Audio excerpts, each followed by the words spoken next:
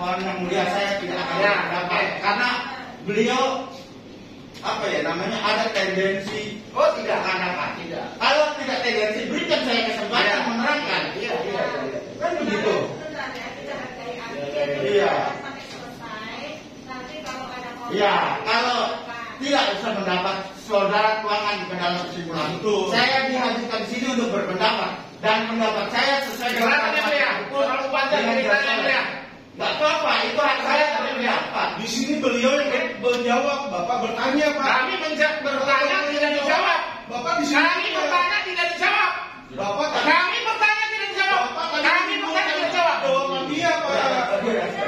Bagaimana saya tidak jawab? Semua punya telinga dan mendengar. Saudara menyimpulkan saya tidak menjawab dari mana? Saudara seorang perwira loh. Hati-hati, saya menjawab kok.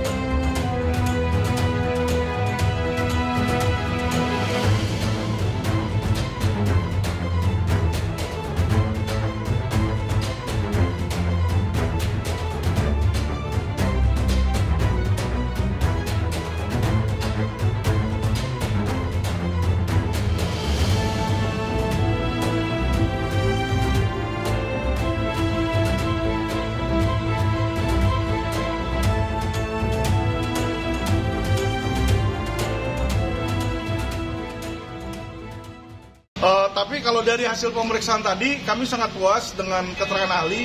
Ahli sudah menyatakan, benar, dasar penetapan tersangka, dasarnya adalah memiliki 2 alat bukti yang cukup. Itu dasar penetapan. Tetapi untuk mencapai ke tersangka, itu ada prosesnya, sebuah proses yang tidak terawatkan. Jadi kayak kita ngebangun rumah. Ngebangun rumah itu, dia bilang penetapan tersangka, anggaplah mahkotanya, atapnya. Apakah atap itu bisa berdiri sendiri tanpa fondasi dan tanpa tembok di sampingnya?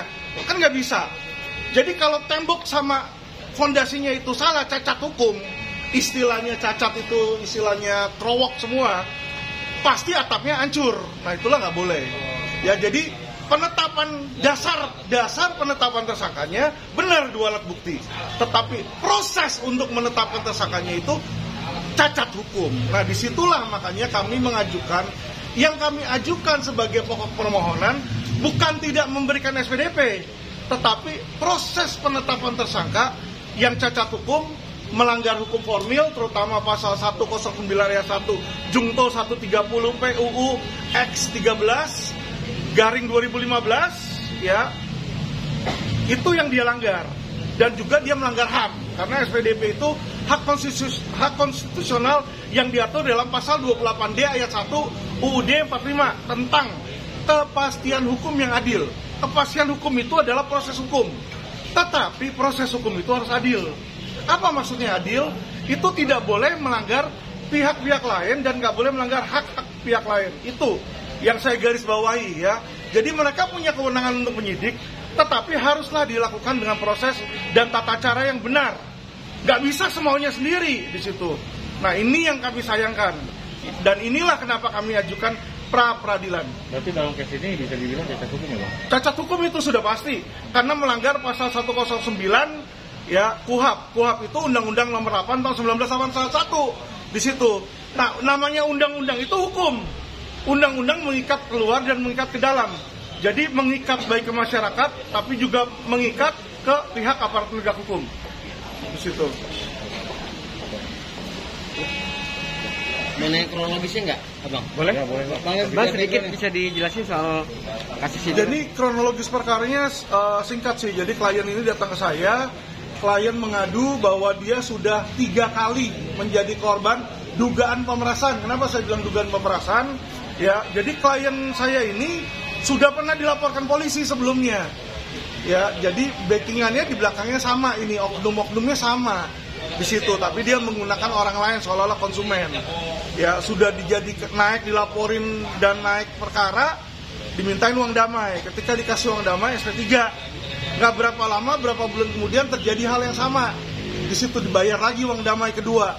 Nah, di dalam yang ketiga ini, ketika mereka datang ke saya bilang, ya kan, yang namanya masyarakat itu tolong jangan ikut yang seperti itu, karena memberikan uang damai kepada oknum itu gratifikasi, jangan, saya bilang. Lawan aja secara proses hukum, yaitu ajukan pra-peradilan. Kita mengikuti proses hukum sesuai undang-undang yang dimana diatur pada pasal 77 ayat A, itu jelas.